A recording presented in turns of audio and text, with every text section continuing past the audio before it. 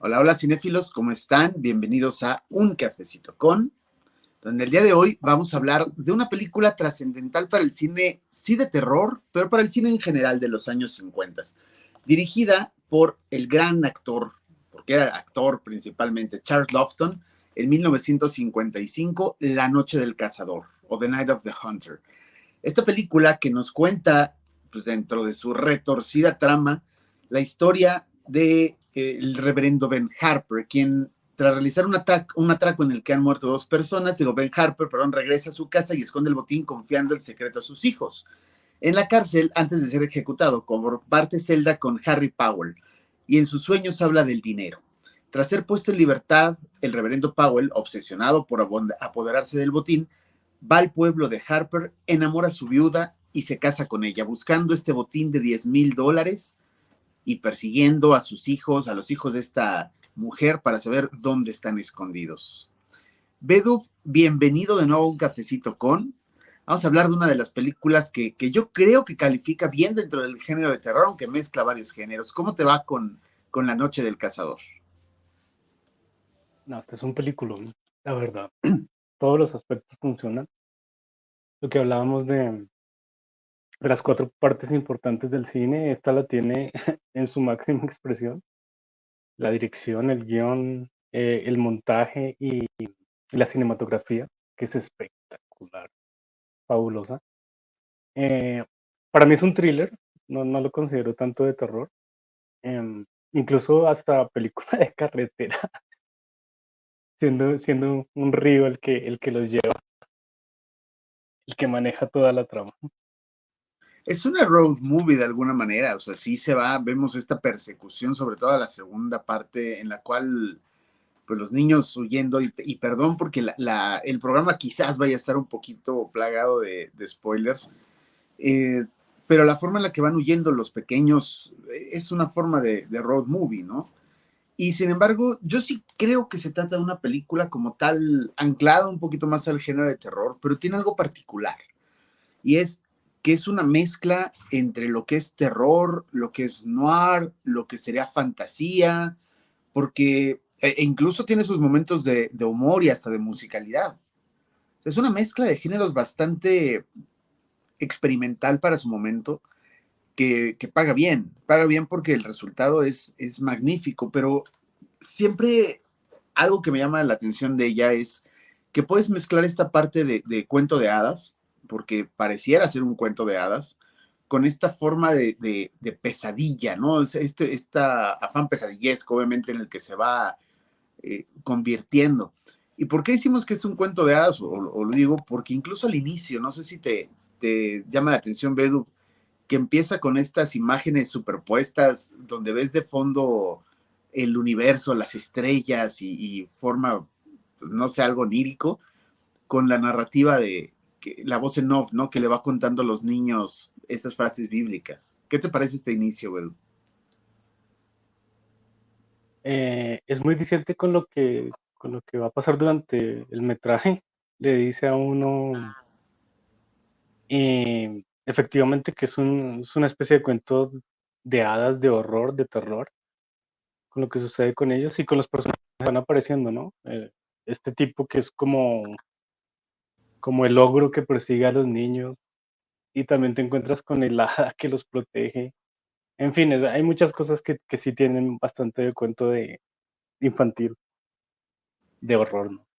Claro, y lo interesante es eso, cómo lo mezcla, ¿no? Cómo te pone todos estos elementos de los cuentos clásicos de hadas, porque vamos viendo que los personajes parecieran de repente un Hansel y Gretel, ¿no? De repente Sí.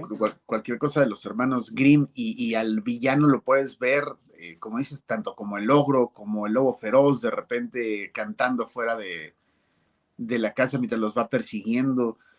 Eh, Tiene muchas cosas de cuentos de hada, pero la parte terrorífica creo que está tan bien nivelada que te mantiene en vilo todo el tiempo. Y algo que es curioso, estamos hablando sí de esta parte de cuentos de hadas, pero lo toma más bien como una segunda trama, ¿no? O sea, al inicio tenemos a este reverendo Powell y la introducción del personaje que no sé cómo decírtelo, me parece quizás un personaje tan intrigante y tan lleno de matices que desde la forma en la que lo va introduciendo, sabes que estás claramente ante un villano, pero te deja pensando muchas cosas sobre sus motivaciones. Hay mucho de terrorífico en él, empezando porque la historia también, además de cuentos de hadas, está plagada de referencias bíblicas. Él es un hombre, entre comillas, de Dios, que cree que puede hablar con Dios y una de sus misiones en la tierra es ir limpiando la sociedad de la escoria, ¿no? De todas estas personas que pueden hacer daño. Y lo intrigante es que él cree su papel, él cree que realmente está hablando con Dios y que Dios lo pone en este camino para ir matando viudas y pues de alguna manera salvando a la sociedad. ¿Cómo ves tú esta construcción del villano, Bedu? completamente justificándose lo que hace dentro de su propio, dentro de su propio ser y mentalidad. Em, de hecho, se hace muy real, ¿no? Digo, con toda esta cantidad, incluso en esta época de la cantidad de mentiras que hay alrededor de la religión y cómo tratan de justamente ser parte de intentando como, o sea, catalizar de alguna manera la frustración de la gente para poder sacar provecho de ello. Aún hoy lo vemos. Es muy relevante ahora. Es muy relevante y ha sido relevante durante, pues, yo creo que la historia, todo el tiempo que ha existido religiones, pues siempre ha habido esta disyuntiva, ¿no? De saber qué tanto ayudan o qué tanto a través de ellas se puede corromper e incluso manipular en muchos aspectos. Pero algo intrigante o algo interesante que pone sobre la mesa es que nunca se critica la religión, ¿eh? O sea, te lo pueden poner tanto los pros como los contras, porque esta parte de Hada Madrina al final también es una mujer religiosa, también utiliza la palabra de Dios para poder eh, seguir en su día a día, dar fe a lo que está haciendo y sus motivaciones. Y lo interesante también es que se puede utilizar como para ver cómo puedes manipular a la gente, cómo esta palabra también puede en manos equivocadas llevar a la gente por un mal camino, ¿no? Y lo dice desde el inicio, ¿no? Las acciones se van se van a notar, ¿no? Dice ahí, cuídate de los falsos profetas, vas a ver Sí. un árbol malo, pues no puede dar frutos buenos, ¿no? Y por los frutos conocerás qué tipo de persona es. O sea, ves los claroscuros de la religión, sin hacer ninguna crítica como tal, pero sí señalándolo. Pero yo sí creo que, no sé si lo hicieron así en ese momento, pero sí creo que critica la ingenuidad de las personas. Creo que en ese aspecto es muy certera también, de muchas cualidades que tiene. Creo que ese factor es fundamental, Mira, especialmente con la mujer, la viuda. exacto, pero también tienes la parte social, porque la viuda no nada más está haciendo caso a la persona por lo que represente en cuestión de religiosidad. Ella, si lo ves desde el inicio, como que no quería hacerle tanto caso, pero viene la presión social, ¿no? De decir, es una madre soltera que tiene bueno, viuda, que tiene dos hijos, y pues la señora que le da trabajo le dice, pues tú te tienes que casar, ¿no? Y la va empujando, empujando, empujando hacia este personaje, a creer en él, que se nota no tanto el tema de la religión como que a partir de esta ingenuidad de ella vaya yendo hacia él, sino también la presión social. También como toda la gente alrededor pues dice, pues qué papel puede tener una mujer que no sea casarse, necesita un hombre en la casa, porque pues, de otra manera va a ser mal vista. Pero no es ni siquiera esto el leitmotiv de la película. Algo que creo que hace bien el guión y que plantea es justamente la dualidad amor-odio. ¿No? Lo vemos desde los nudillos del reverendo, pero en general la película habla de la lucha del bien contra el mal y ese es el leitmotiv, ese es lo que va llevando en general toda la trama y lo ves en varios personajes que luchan a veces contra sí mismos, a veces contra el resto, contra la sociedad o obviamente contra cosas que sabes identificar perfectamente como qué es lo bueno y qué es lo malo. esta historia que nos va contando el reverendo Powell, que tiene tatuados en los nudillos de la mano derecha la palabra love o amor, y en los nudillos de la mano izquierda la palabra hate u odio, son, pues son como tal el epítome de lo que resulta ser la trama, porque es una lucha constante entre luz y obscuridad, y lo vamos a ver en la fotografía, entre, pues, ¿qué decirte? Incluso la fragilidad contra la monstruosidad, la belleza contra el horror, o sea, te contrapone los polos opuestos y hay una lucha constante de estos dos. Sí, sí, sí, sí, claro, claro que sí. Todo el tiempo está esa idea permanente visual y del guión, demostrando los dos lados opuestos. Em, Así como el villano es un extremo villano, también tenemos una extrema heroína al final de la película. Entonces también son dos opuestos. Y que la ves a esta heroína de repente siendo pura en todos los sentidos, ¿no? O sea, todo lo contrario a lo que podemos ver de dualidad dentro del reverendo Powell. A ella nunca se le presenta con algo oscuro, ¿no? La vemos como la heroína perfecta como tal. Y veamos, hablando justamente de cómo se van manejando las sombras durante la película, porque si algo tiene interesante o que hace Charles Lofton en su primera y única película que dirigió, y ahorita me gustaría abordar esto, es que utiliza un lenguaje de cine mudo, utiliza varias de las características que hacían predominantemente en el cine mudo, que son los ángulos, la iluminación, las expresiones de los actores, la expresión no solamente facial, sino también corporal, y, y Y el los uso ángulos. justo, exacto, y el uso de estos fotogramas que la verdad creo que te dicen mucho de cómo está construida la película y que resultan quizás atípicos para una película de los 50. Mira esta belleza. De verdad, esta forma de iluminación, este expresionismo que van dando a través de pues sí, de la luz y las sombras es maravilloso. Y las sombras también te persiguen durante toda la película. ¿Qué nos puedes Claramente, decir para ti, Bedu? no, claramente la influencia de los años 20. Lofton ya actuaba en ese tiempo, y todo el jorobado de Notre Dame es con él, la del 29. Entonces yo creo que él se sintió muy atraído a que la historia pudiera contarse de esa manera y en efecto funciona de manera excepcional. Em, Aquí está nuevamente, ey, ¿qué pasa con esta mujer? De dejarse hacer todo lo que el otro que... La verdad es que ella misma ya cae en esta forma de fanatismo religioso también, ¿no? Que llega un punto en el que ella ya se siente una persona conversa que está incluso predicando junto a Sí, su nuevo marido, cuando al inicio veías esas dudas, ¿no? Y algo también hay que mencionar de la maestría que tiene el Afton y que tiene el guión, es que hay una parquedad de diálogos. O sea, hay una eficiencia narrativa que hace que con pocas escenas, con pocos diálogos, incluso podríamos decir con los mínimos necesarios, simplemente aprovechándote de una toma con elementos visuales, te pueda contar mucho en un tiempo muy corto, porque la película dura hora y media y no sé si tú la sentiste larga, Bedu, pero no, es que se va como agua. no se va como el río. Eso, eso no tiene, no hay manera de que esta película no tenga ritmo, es muy rítmica de hecho.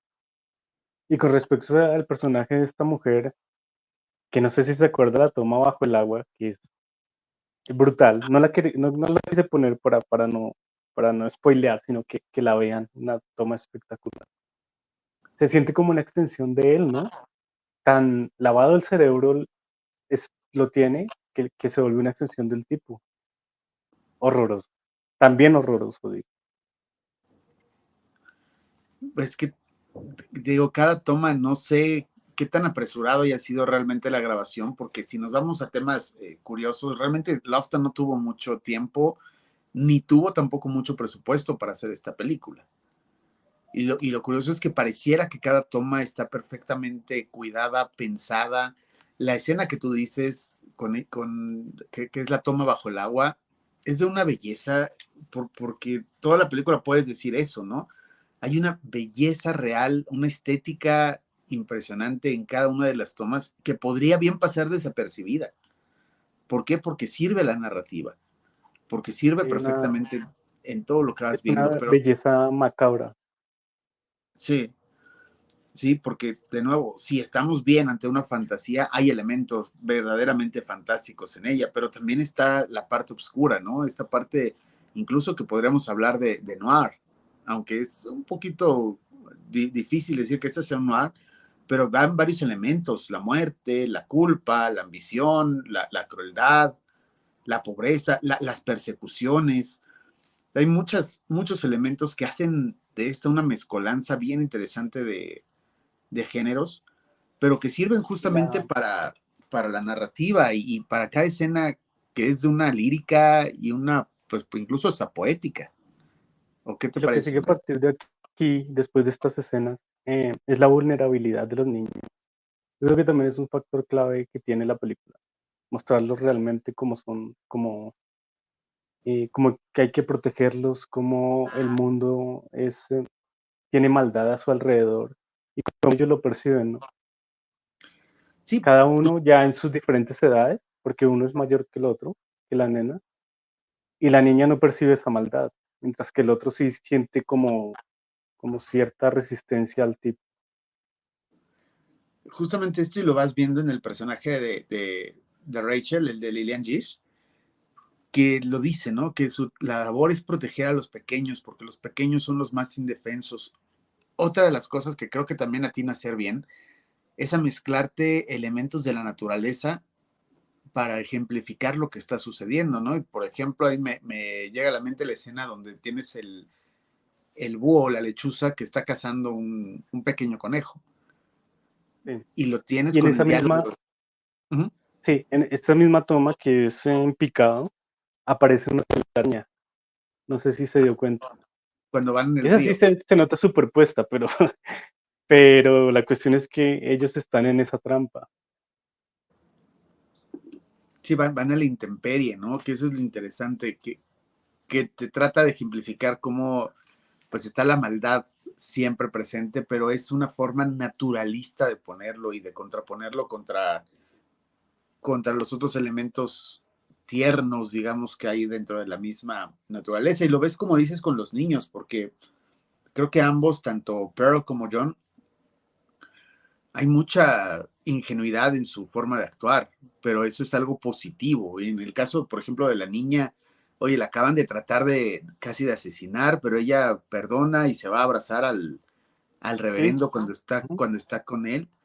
Y hablando de elementos de terror, Bedu, aquí que vemos esta imagen del reverendo Powell, ¿no te parecen muchos de sus movimientos que están, no sé si haciendo homenaje a cómo se movían varios monstruos de la Universal en el cine mudo, bueno, o los primeros silentes?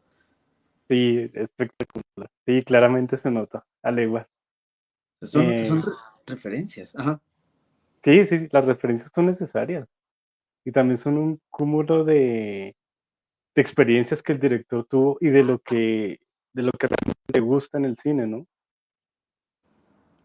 Sí, y aquí, por ejemplo, lo ves muy en la forma del lago Ness o moviéndose de repente, subiendo las escaleras, muy como lo haría Drácula o Nosferatu, ¿no? En algunas otras escenas.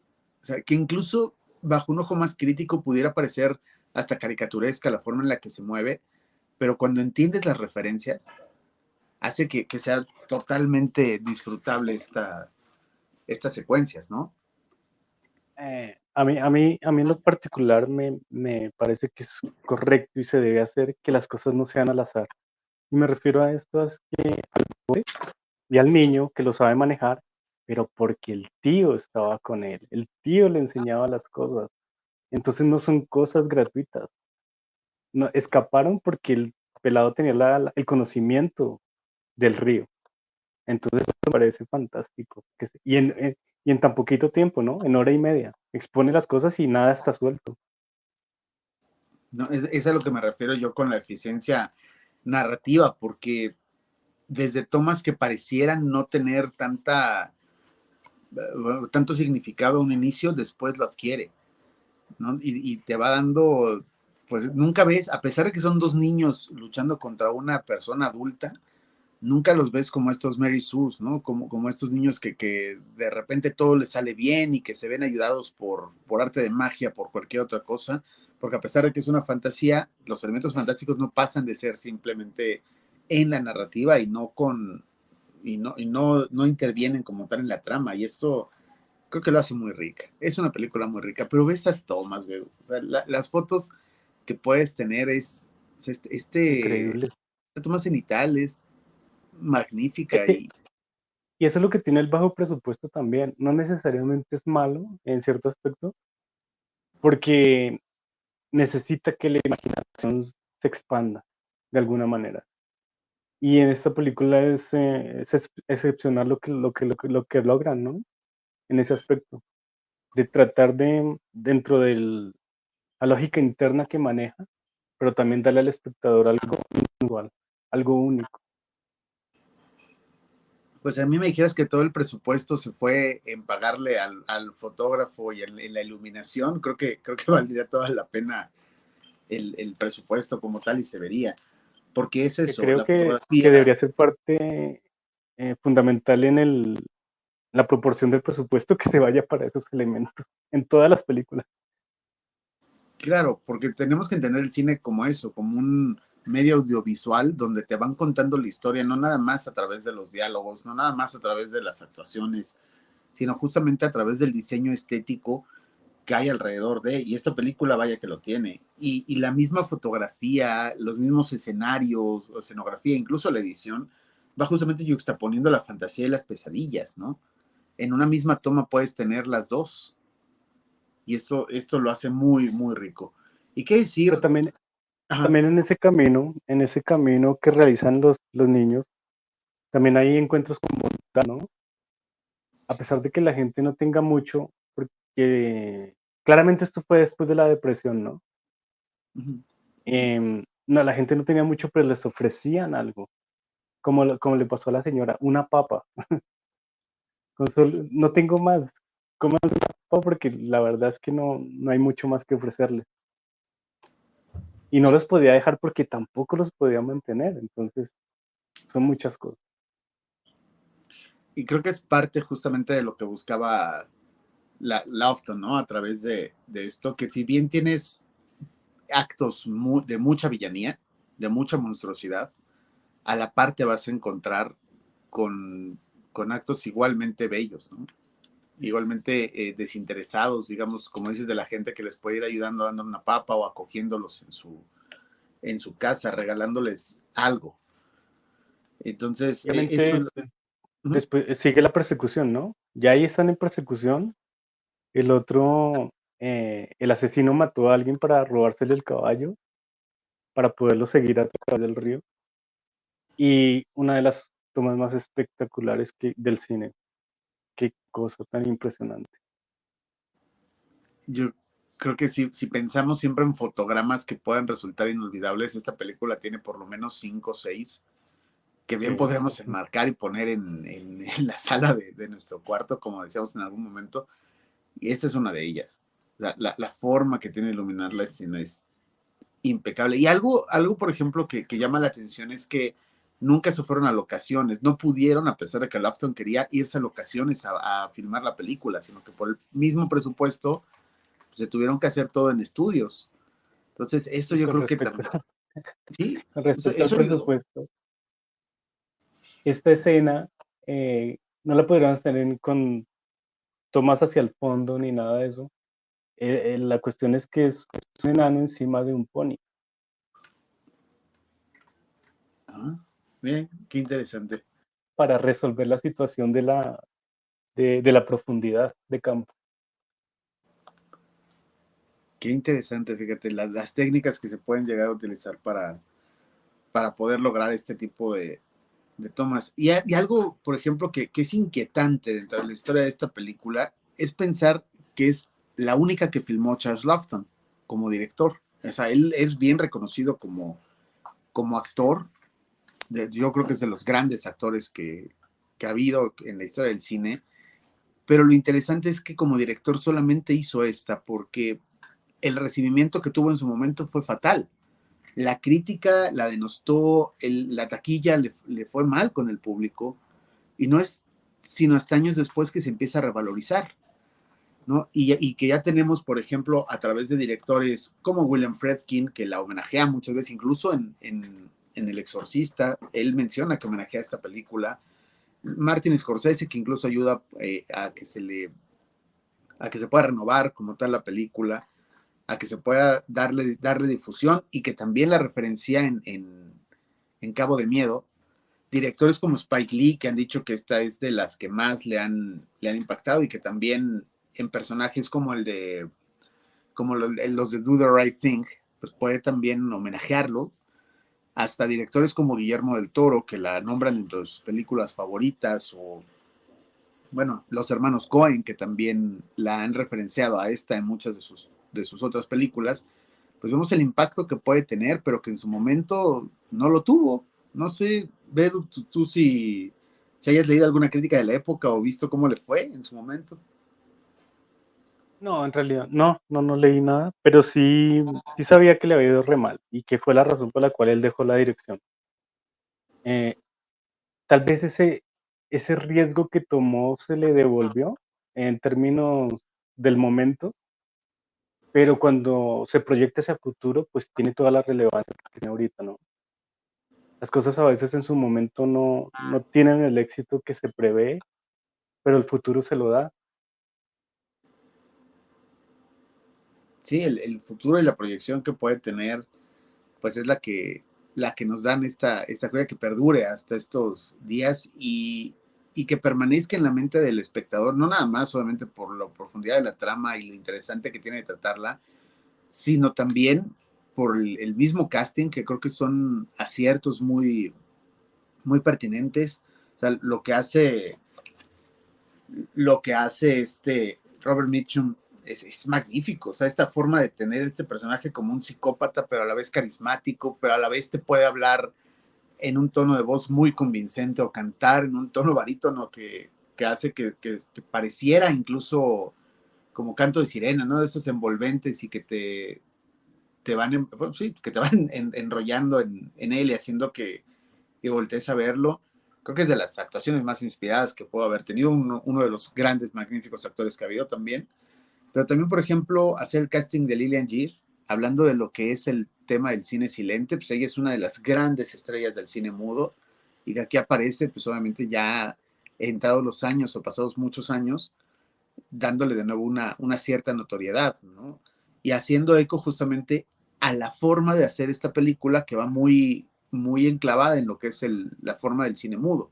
Entonces es otra de las referencias como tal que podemos tener, pero en general creo que todos están a un buen nivel y eso te habla de un buen trabajo también de dirección por parte de Charles Lofton, porque pues lo mismo puedes tener a Shirley Winters como la mamá en un buen papel, a James Gleason incluso ahí medio perdido en otro, los mismos niños, que creo que siempre es difícil hablar de una buena actuación de niños y aquí se logra, ¿no? Entonces ves la mano de Lofton y tristemente con estas críticas y este recibimiento, ¿de qué tanto nos habremos perdido, Bedu, si Lofton hubiera seguido haciendo películas?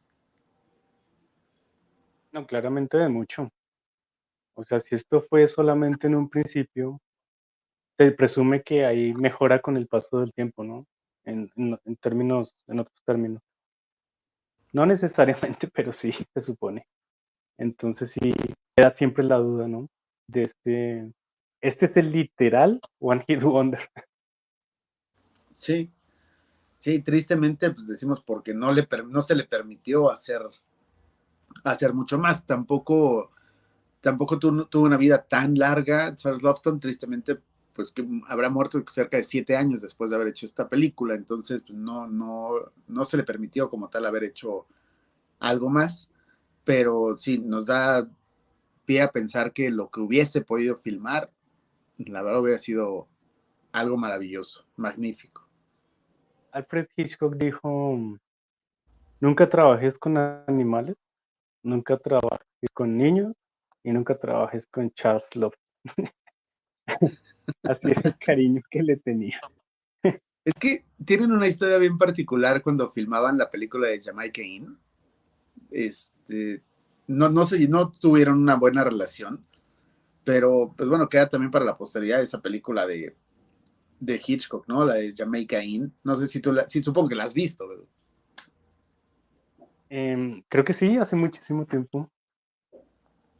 Vale la pena. Y sí es curioso que durante la grabación pues, no se llevó muy bien con Hitchcock, pero hubo otros directores, como por ejemplo Billy Wilder, que lo nombra como uno de los mejores actores de todos los tiempos. Con Wilder hizo solamente una película, que fue la de Witness for the Prosecution, y que pues incluso en las memorias de Wilder, pues bueno, esa entrevista que tiene con Cameron Crowe lo menciona como uno de los grandes actores y uno de sus grandes amigos. Pero, y lo podemos ver a lo mejor en su plenitud en películas como pues, La vida de Enrique VIII, La vida privada de Enrique VIII, por la cual gana el Oscar, pero también en esta original de Motín a Bordo, ¿no? Donde quizás sea uno también de sus papeles más representativos, o en El Jorobado de Notre Dame, que bien mencionabas. Volviendo No a la sé. película, ¿qué pasa con esta adolescente? ¿Qué es lo que sucede? ¿Qué? ¿Sabes que hay algo que tiene también la trama que no sé hasta qué punto puede ser hasta cancelable en estos momentos? Es que es algo misógina, algo machista en su forma de pensar. Primero diciendo que las mujeres tienen que ser casadas para poder tener eh, algo más de ambición en la vida o un futuro como tal. Y la segunda es que incluso cuando ves las frases que tiene el personaje de Leland Gish, que dice que las mujeres se les engaña muy fácil, ¿no? Y que son muy crédulas y con cualquier palabrita caen. Esta chica que la ves que está en la adolescencia, pasando justamente, empezando a ser mujer, pues se ve atraída primero por los chicos que ves en la calle y después unas palabras de afecto por parte del reverendo diciéndole que es la chica más hermosa que ha visto, hace que se enamore de él. Y ya, Y ya, o sea, como dices, era, es era demasiada como fácil crédulidad. matar en ese tiempo, ¿no? Sí, y hay que mencionar que si bien la película es de los 50, está ubicada en los 30. O sea, la Mm. trama como tal se ubica durante los años 30. ¿Por qué? Porque está basada en la historia real de un personaje que se dejó pasar por reverendo y que fue matando personas. Y es tan tétrico que aquí, por ejemplo, nos decía que al inicio dice que van 6 o 12 cuando estaba en este monólogo, diálogo con Dios, diciéndole, ¿otra viuda? ¿Estás seguro? ¿Ya van 6 o van 12? ¿Cuántas van? Y lo interesante que le dice, bueno, es que a ti no te importan las matanzas, ¿no? Tu libro está lleno de ellas. La forma que tiene de interpretar las escrituras, por así decir, pero después en el juicio que se hace, se nota que, bueno, mencionan que van cerca de 25, ¿no? Entonces, Que en realidad fueron las que el Real mató, 25. sí, o sea, basada en una historia real, como decías, Bedu, el personaje tiene mucho que se le siente tan realista que es justamente lo que da más miedo, Un asesino en serie, ¿sí? Pero que que cree que también lo que está haría, haciendo. haría después Charles Chaplin, ¿se acuerda? Ah, en En, Monsieur Verdieu. Monsieur Bird. Ajá, correcto. Sí, Diferente connotación y diferente película. muy diferente, obviamente, por quién la toma, ¿no? Como dirección y qué forma tiene de darle sentido. Pero sí, lo curioso de este personaje, lo cual lo hace también un villano, yo creo que de los más tétricos que ha habido en la historia del cine, es que es un personaje que cree que lo que está haciendo es correcto, que cree que está actuando la obra de Dios a través de él y que eso se lo cree. Eso lo hace más No, se lo terrorífico. cree y convence, que es lo más terrible. A quien no convence es a nuestra heroína. Hablábamos de heroínas del cine, Ripley y Sarah Connor y todas ellas, pero esta señora es una heroína. Está Primero, dándoles cobijo a los niños, ¿no? No estoy seguro si eran algunos hijos de ella o eran simplemente que aparecieron, pero bueno, ninguno, a los dos protagonistas claramente llegaron ahí. es hijo de ella, porque lo dice ahí que ella tuvo un hijo y que murió, y que está tratando a través de ellos, de esos pequeños, pues tener las palabras que le hubiera dado su hijo. Entonces entiendes que todos ellos han sido Personaje solitario, adoptados, ¿no? Vivos. Ujú. solitario con dolor. Sí, pero una gran heroína también. Creo que vale la pena. Y vale la pena recomendar esta película, que la vean, que la disfruten tanto como la podemos disfrutar nosotros, que no la encasillen en ver si están viendo una película de terror, de humor, de noir. Disfrútenla como es, porque esta mezcla de géneros es lo que la hace tan rica, tan rica. Sí, vio Y hace, la, la muchedumbre del final, puro Frankenstein. sí, queriendo linchar. Y con razón.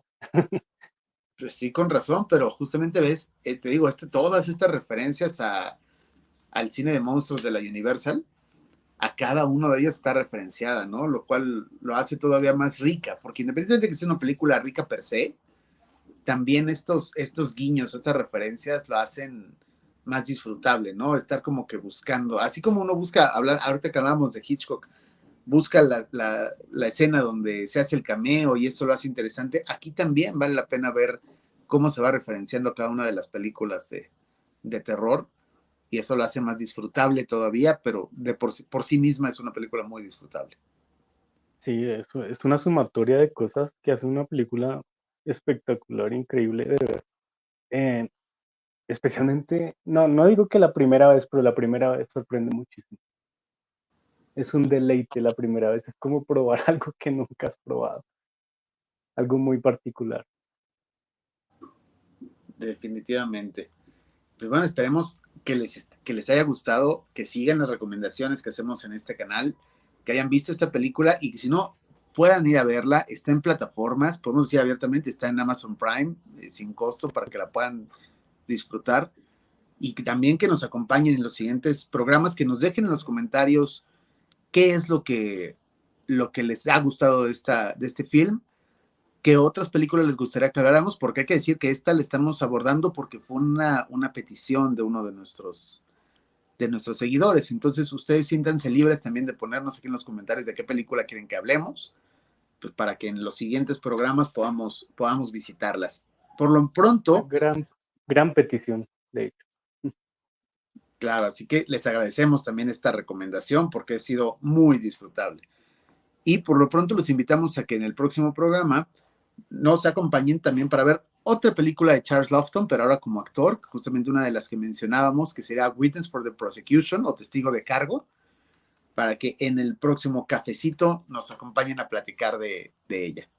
Bedu, muchísimas gracias por habernos acompañado. Esperamos que tú estás allá en Bogotá, el café de allá superior, yo sé, es magnífico. Así que espero que estés disfrutando también tu cafecito y nos acompañes próximamente en este programa. Así, sin duda. Estas recomendaciones están fantásticas, la verdad. Pero también decirles que ya están las esenciales de la década de los 50 para que vayan y vean el video. Le ha ido bastante bien, le ha gustado a muchísima gente. Entonces, pues allá está. Y el próximo miércoles vamos con películas de acción en un género que a mí no me va, pero bueno, tengo que hacerlo. Toca hacerlo. Aquí hacemos lo que ustedes también nos propongan, así que no dejen de seguirnos y de comentarnos, sobre todo de suscribirse al canal. Muchísimas gracias, ¿Listo? cinéfilos. Nos vemos la próxima Estén bien. semana.